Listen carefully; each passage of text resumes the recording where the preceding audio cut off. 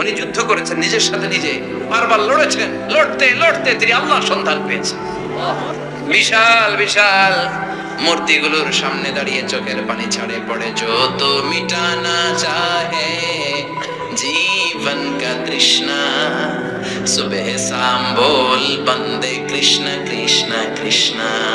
আসলে নাই মূর্তিগুলোর সামনে যে পরে বন্দে মাতরম উচ্চারণ করেন, কাদার মাটি দিয়ে আমি মিজানুর রহমান আসার একটা মূর্তি বানালাম।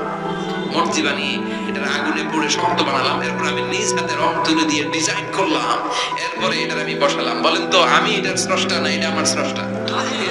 এটা বানাইছে কে? মিজানুর রহমান আসার এই মূর্তির স্রষ্টা। চিল্লা এখন ঠিক কিনা? তো যেটারে আমি বানালাম এটার আবার ওম নমঃ ভগবতী হবে?